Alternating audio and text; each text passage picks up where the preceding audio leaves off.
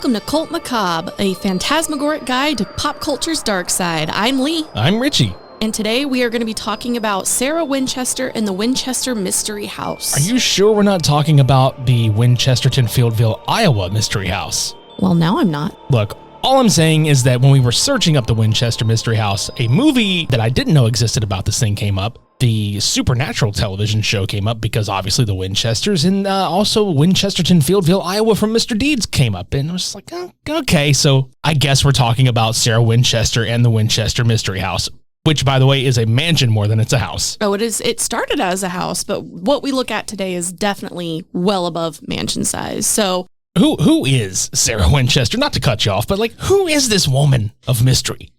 Sarah Winchester is a very interesting human being. So she married William Wirt Winchester back in 1862. And Mr. Winchester was the owner and operator of the Winchester Repeating Rifle Company, I believe.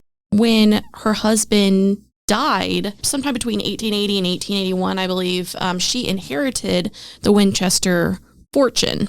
She actually had a daughter with William as well in 1866 who died from a condition called marasmus.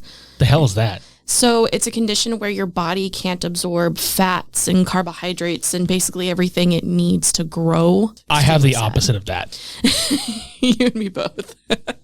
But this woman's life has been a good chunk of tragedy, honestly, between her husband and her daughter. In 1884, her eldest sister died. Her mother and father-in-law also passed away. I think her husband died from tuberculosis. Ain't that the same thing that killed Arthur Morgan? He died of tuberculosis. He died of tuberculosis. You think that Arthur Morgan is to tuberculosis as Wilford Brimley was to diabetes? Exactly. I'm sorry. Please continue. Sarah herself developed arthritis, and the doctor actually at the time recommended that she move to a warm, dry climate. So in 85, when she was 46 years old, she actually moved to California, purchasing a 2-story, 8-room farmhouse in San Jose. She actually named the property La Villa, if I'm pronouncing that correctly. Sarah was very dedicated in particular to this home. She did not hire a bunch of people to make the designs and the changes and the additions to the home. She actually made all the plans and designs herself and was very much considered a pioneer of architecture for her time as well. I mean, if you look at how the house is laid out, you know, anybody out there that has heard about the Winchester Mystery House or has dug into it more, looked into the various rooms that we now see it as today, you can tell she did a lot of awesome planning on that. Every room, not every room, but most of the rooms contain some kind of different style. Yeah, actually, they had, I mean, let's talk about the features of the house so people can get a grasp of how crazy this is. So it was up to 7 stories if we include the main tower of the home. And that tower itself was torn down and rebuilt 16 times. Sarah was very, very particular about how rooms came out, and if a room displeased her or didn't follow her whim, then she literally would just break it down, start over, start something new. The house was built on 161 acres. 5 stories were added. In every room, you can find hints of carved mahogany, teak, and maple wood. The house had chandeliers from Germany, stained glass from Austria, furniture from Asia, paintings from France. The entire house was supposed to be like a conglomeration of her inspiration, which was the world fairs that were super common around that time period. Some of the oddities that we hear most often about the Winchester house that make it so unique. So one of the items is a 7-Eleven staircase, where it is a split staircase. One side has 11 stairs and the other side has 7 stairs. And depending on which side you go up, I think you only rise about 3 feet. I just want to point out quickly, not to be confused with the convenience store of the same name. Yeah, no, I think those things are very separate. I'm just saying. Like, so, you're not going to get a Slurpee when you go visit this place, guys, okay? I very much doubt that, unless you want to be slurping ectoplasm, but we'll get to that in a little bit. Sounds good. So we have our 7-Eleven staircase, our dead-end stairs. We've got doors that lead to absolutely nowhere, 15 feet in the air. Like, you open this door and you are walking out of the house and falling into the garden. So, Wile E. Coyote. Yeah, basically, yeah. Hope no one drops a piano on your head on the way down. Are you sure Acme didn't build this fucking thing? I mean, who knows? It's the mystery house. We also have windows on the inside of the house in the rooms that face walls, hallways, other doors. We have a doorway that hovers 8 feet over the kitchen of the floor below. So if you were to open this door and walk out, you would fall into the kitchen sink. There is a shallow staircase, which is a staircase with 44 steps that only goes up about 10 feet. We have trap doors in the floors. Another notable thing was a hidden safe within a hidden safe within the ballroom. And that was interesting because when they actually cracked into those safes, they found 2 locks of hair inside from her deceased husband and daughter. So clearly those items were very dear to her. Yeah, and that should really tell you the type of person that Sarah Winchester was. She definitely was not a person that was like those people that make money their priority. You can tell where her values were. And then even with the inheritance, like which we'll get to, shortly, how she spent the money that she did inherit. A lot of people, we'll get to it, obviously, like I said, but there's a lot of things that people don't really know about her. They kind of just stick to the oddities and the supernatural aspects that people have told about this place and her over the last 100 years. So we could call it the legend of Sarah Winchester, if you will. Yeah. For someone who was beset by so much grief and so much loss and so much death within her family, to me personally, it makes absolute sense that she would treasure something like that so deeply instead of, having a bunch of gold bricks and jewels and whatever the hell else inside of there that people hoped for. Right, because what is she going to do with any of that stuff anyway? And there are people that absolutely believe that there are still bits of treasure hidden away in odd places in that house, but we might never know, honestly. True. Some other strange things, people really like to talk about the reoccurrence of the number 13 within the house, most especially in the grand ballroom. There's supposedly a specific room called the seance room, referenced as a seance room, where there are 13 hooks on the walls and doors in there. Every overflow drain and sinks had 13 holes for it to drain through. Her will, she signed it 13 times as well, apparently. At its largest, the house was 500 rooms large. At the time of her death, it housed 160 rooms. 40 of these were bedrooms. And it's said that Sarah also slept in a different bedroom each night. And there's kind of a reason for that, and we'll get to that in a minute. But other than that, the house was about 25,000 square feet, had 10,000 windows, 2,000 doors, 52 skylights, 47 stairs and fireplaces, 17 chimneys, 13 bathrooms, and 6 kitchens. It's also notable that at 10,000 windows, I believe that is more windows than the Empire State Building. That's a lot of freaking windows. That's a lot of effing windows, dude. They probably got so much natural sunlight, it was unreal. And most of these windows were the most beautifully ornate, decorated stained glass that I have ever seen. A lot of them with spiderweb motifs. 2 of the most beautiful panes of stained glass had quotes from Shakespeare on them, 2 of his works. Beautifully decorated, absolutely gorgeous. I highly recommend that any listeners out there go up and look up pictures of the Winchester house so you can actually see what it looked like. And if you have the opportunity to visit California, take a tour because they still give tours to this day. They absolutely do. Absolutely. And I just want to point out as far as the whole, how 10,000 windows and then there's bathrooms. I had to laugh a little bit because one of the bathrooms when we were watching some of the documentaries on this house, there's a bathroom that's just got there's just nothing there. There's a window and toilet. It's all clear glass. Yeah. So if you would like to be watched taking a dump. If you want to take a spooky dookie in the Winchester house. You can take a spooky dookie at the window bathroom. I don't even know if I would call it the window bathroom, but my God, that's, yeah. The mystery latrine. God damn it. So, there is a lot, and I mean a lot of lore and legends and mystery, obviously, surrounding Mrs. Winchester and the home in general. As the story goes, as some would tell it, Sarah, after the passing of her husband and child, took it upon herself to visit a medium, like a spiritualist, so to speak. And the spiritualist supposedly told her that her family was being haunted by the ghosts of those that were killed by the Winchester rifles. And in order to avoid the anger or the retribution of these ghosts, she must construct her house for them and never complete it. There's some mixed opinions there where she made this nonsensical house, the hallways that don't really lead anywhere, the way it wraps around itself, how easy it is to get lost in the Winchester home if you don't know your way around.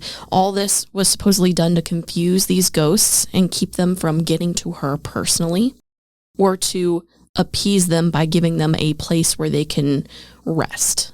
They say that Sarah had an obsession with this house, and that ultimately it was believed that if she stopped construction for any reason, that she would actually die. I will point out that the obsession with death, communicating with dead loved ones, seances, speaking with mediums, all these were considered common practices of the time as well.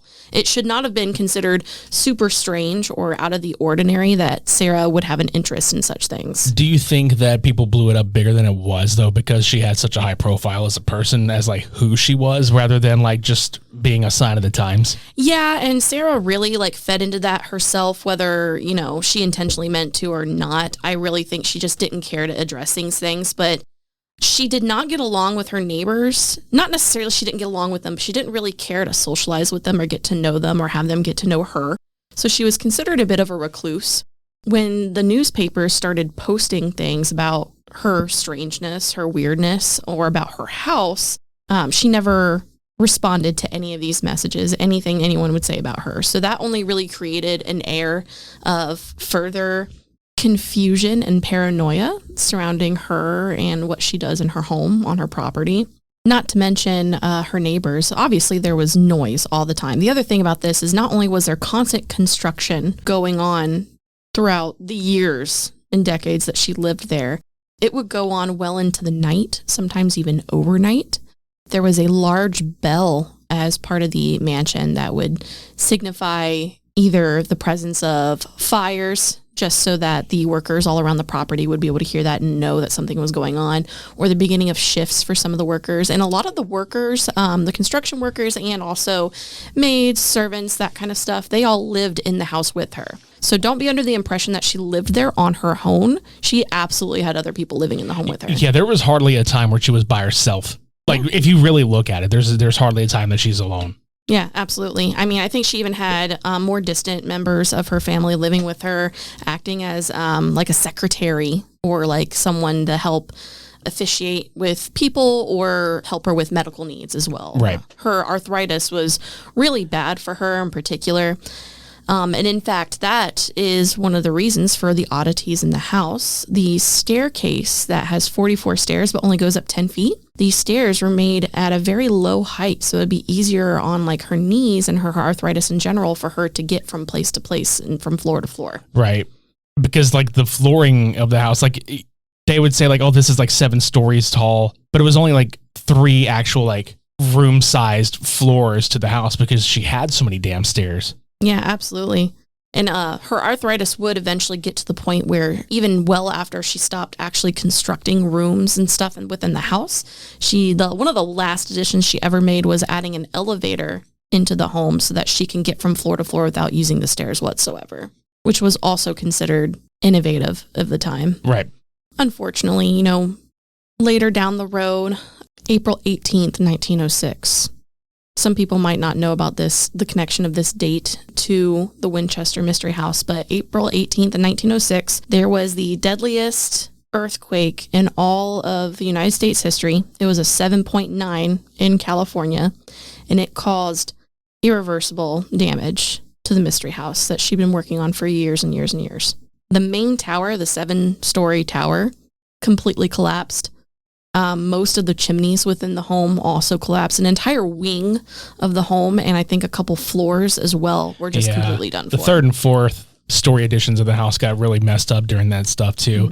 And it's really unfortunate because I can't even imagine how it feels. But I kind of know how it feels, like having, you know, lived in Louisiana and having hurricanes that blow through here. But like earthquake is a completely different kind of situation. That's like underneath, your foundations are completely ruined. So I can't imagine seeing all of your hard work, especially on a home that large, getting just pummeled like that. It's crazy. And I know after that, it left a lot of blank spaces there.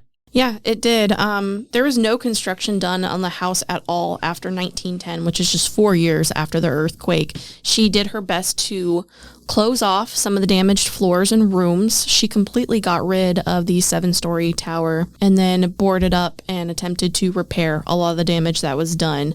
But yeah, after 1910, no construction was done with the exception of the elevator in 1916, all the way up until Sarah died, which was September of 1922, and she did pass away in the home as well. It's very unfortunate, but post-death, we did actually find out that Sarah was a huge philanthropist. Donations by the Winchesters were done anonymously every time, and they were only known by her lawyer and discovered after her death in like letters and notes that they found.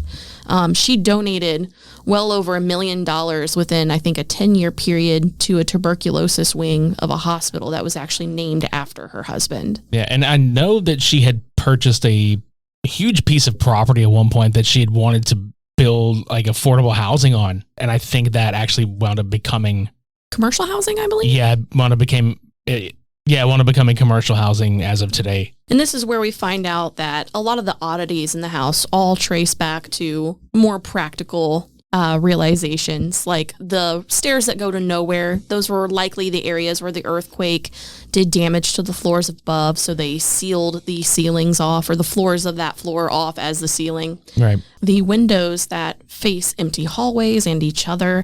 This was clearly one of the more whimsical things that Sarah would do. She would just willy-nilly decide where to put these rooms. She didn't use like a plan where she thought out every room in the future. She just added things as she went.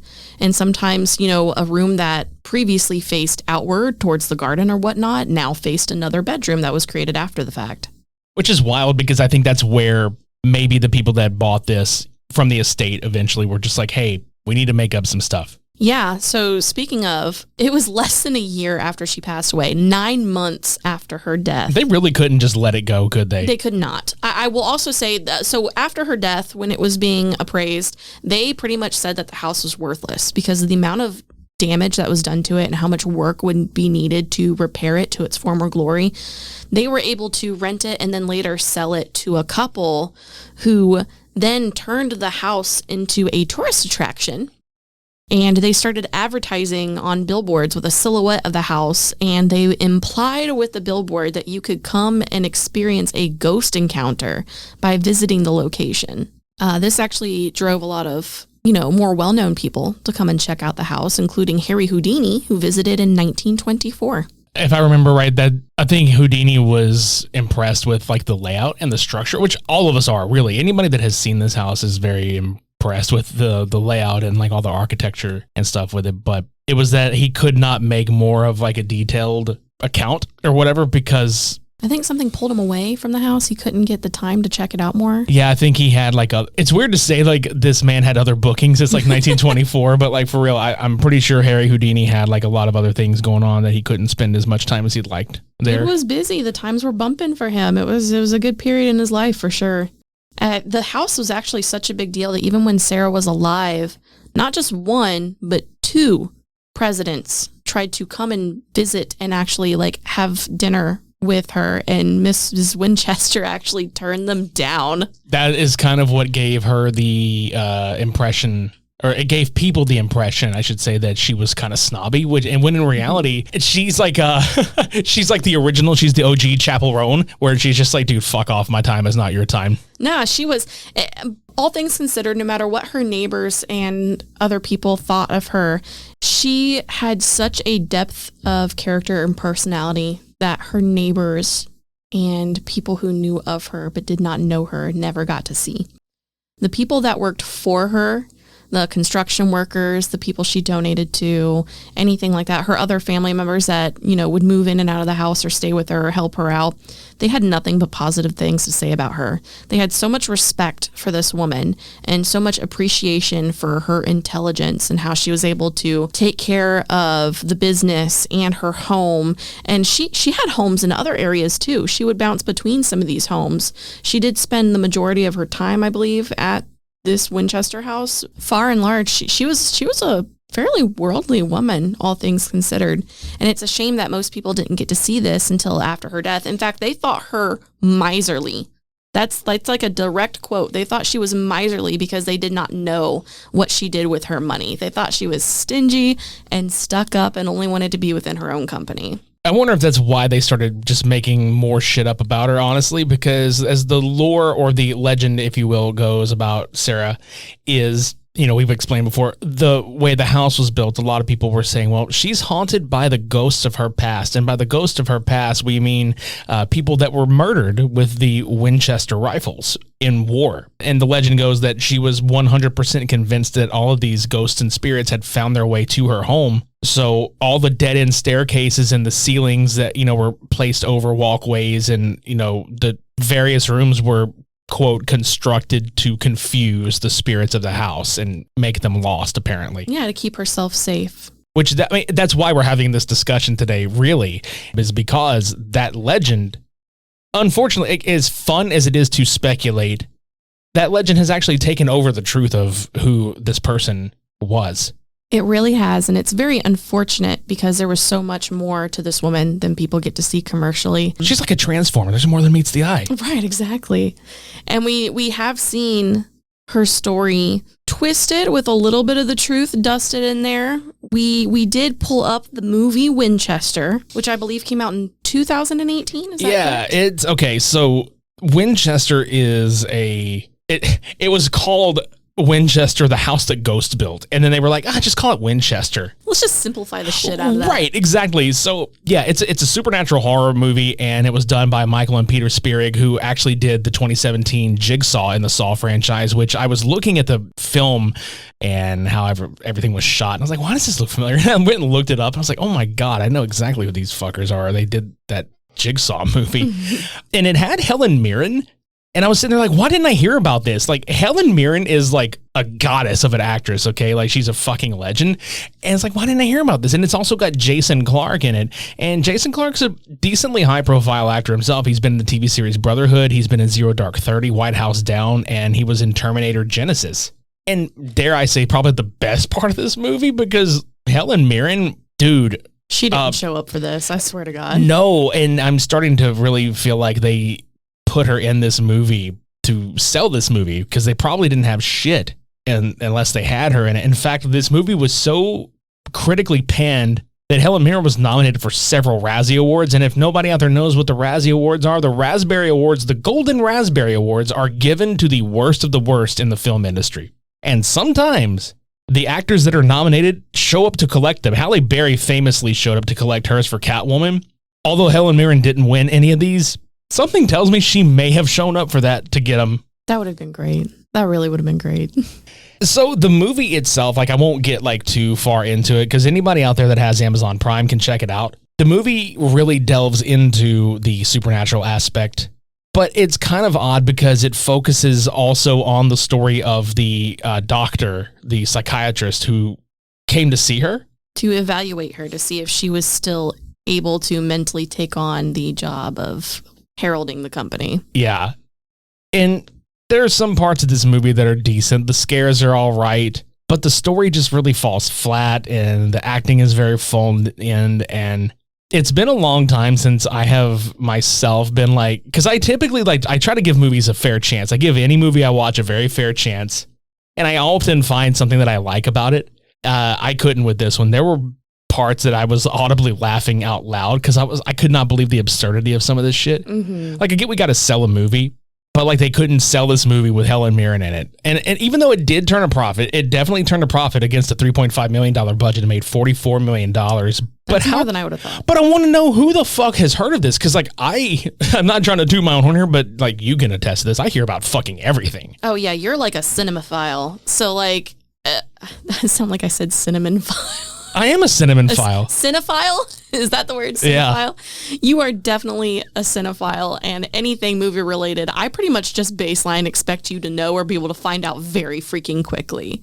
So the fact that neither of us, who have like a proclivity towards horror films in particular, had heard about this, just like floored me, first of all, especially with Helen Mirren being the name in the movie. But I like the way you put it when we watched it. Helen Mirren has nothing to prove. So no, she doesn't. There's no reason for her to give a fucking A+ performance in this. And it's not that she doesn't have anything to prove, like, ever. She's Helen fucking Mirren. she's already proved herself. Right, We but- know she's a good actress. Right, but this really feels like she just kind of looked at it and was just like, fuck it. She had to pay her rent that year, so she was like, That all year. right. That year, the whole budget went whole right year. to her. Yeah. We're going to give Helen Mirren the $3 million. We're going to use the $0.5 million on the rest of this, and everybody else has to work for fucking peanuts and handshakes. That kid took the role on for a fucking pack of Pokemon cards. And a pack of fruit stripe gum. Let's be honest. I miss the zebra gum.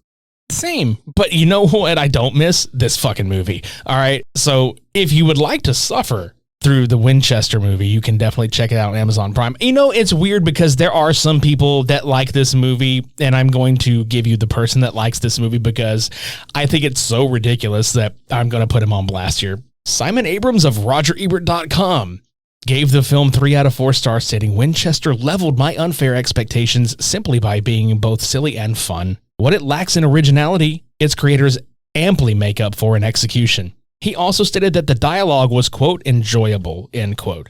I want to know what this dude was smoking when he watched it that made it this much. It must have been some good. No, I think he was dropping the same brand of poison The laudanum. that our main man was dropping throughout this movie, okay? So there's a thing there. But I digress. Back to the actual Winchester Mystery House. A lot of the stuff that happened in this movie is what the legend would have you believe. Like the film depicted tons of ghosts in the house, the ghosts of some of the people that either died around the same time with the rifles, or they would portray Sarah as drawing the designs of the rooms in the house as places these people have died in. During seances, it was rumored that she would do a seance every night from like midnight to 2 a.m. and they tried to incorporate that legend in there as well. And it was during these seances that she was frantically scribbling with her eyes closed. That's where they put the bell into place. They would say that the bell was to signify that there were ghosts, and it's like, what? I will say that a lot of horror movies and movies out there in general will have like aspects of comic relief in them and whatnot. The ones that they stuck in this movie made me laugh particularly hard, not because they're extremely comical or whatever, but it's because of their oddity in which they were placed. There's like a serious moment where the main lead actor is like creeping down a staircase looking out for something, and he just randomly bonks his head on part of the staircase and then glares at it for a second and then goes back to whatever he was doing. And I was like, oh, that's me. That's super relatable. Yeah, because But I looked down for 2 seconds and literally all I heard was, and I looked up, I was like, what the hell just happened? And you were cracking I up, was dying. laughing so hard. There's another part where he asks one of the servants, what's the significance of the bell? And the guy goes, it's midnight, sir. And he goes, yeah, but does it mean anything? And he goes, it's midnight. It's the delivery on it is just perfectly flat enough where it's hilarious. Dude, no, it's midnight, sir. What does that mean? You can eat great even late at Taco Bell, sir. Open till midnight or 2 later. a.m. Yeah, open till midnight or 2. God, yeah, open from midnight till 2 a.m. That's perfect. Eat great even late. Haunt great even late. Jesus Christ. The Winchester Mystery Bell is a foot. So, no, it's not an actual foot. You know what the word of foot is. Jesus. But yeah, I cannot get over the amount of bullshit, which I guess I could believe the amount of bullshit because they had to come up with something somewhere. They really had to make their money out of it in any way they could. And as of today, I believe the Winchester Mystery House LLC is technically the people who own the house. Yeah. And I'm really wondering if they got together with the people. I know they shot a bunch of the outside footage of the house for the actual movie. There right? was some interior footage that they shot for pickup stuff too, but honestly, the house itself is so physically cramped that they really couldn't shoot in there. So a lot of the rooms had to be reconstructed on sound stages to be shot in. And you can tell that they spent just maybe a day where they set up and they were like, we're going to do nothing but pickup shots. Mm-hmm. Establishing shots, all that It was shit. all the same thing. And it's really unfortunate. One of my biggest gripes about the movie is that you're literally working within the mystery house. Even with the ghost aspect aside, there's so much potential there for the winding maze of a house that it is. all the different rooms that they could have shown off, and any amount of detail they could have gone in. And we see 2 rooms, a dining room, a hallway, all the very particular things that you hear about the Winchester house. They just tried to cram all those into these like establishing shots and shit like that. They did that, and then they played a couple of them for plot points, like the pipe systems that Sarah had built to be able to call to different rooms and different floors of the house. Yes, that was actually a pretty cool thing at that point in time. It was a series of pipes that ran from room to room, floor to floor, and they all had labels for where they went to, and you could actually talk into these pipes. I wonder if they had to scream into them to really get it to echo right, but it allowed you to communicate with waiters, servants, whatnot that were in different parts of the house, and that was really, really cool. I do have to say the one funny thing that they did with that, it's a scene in the movie where he's looking into the holes like of these different pipes or whatever, and it's the garden one, and he puts his ear up to it, and I was like, is he about to have like a Scary Movie 2 moment where a dick just pops out of the glory hole and rubs his ear? And yeah, and sure enough, it was like some finger. Yeah, I think it was like a grotesque finger starts wiggling out of it, and he's not even looking at the pipe when it happens. Right. And I was like, oh, they totally missed an opportunity to have some paranormal ghost dick. Lost opportunity, indeed. I might have enjoyed the movie more if I'd gotten some ghost dick out of that. Oh, right on. Mm-hmm, mm-hmm. There's a lot of pop culture references to this house today. In fact, the tale of the mystery house is the inspiration for the Haunted Mansion ride at Disney. Oh, that is really cool. I didn't know that, actually. Yeah, it opened in 1969 at Disneyland. That is freaking awesome. I love that.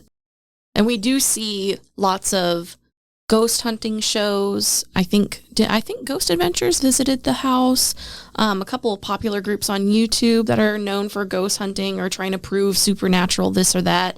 They've all visited with all, I'm going to say, quote, varying levels of evidence.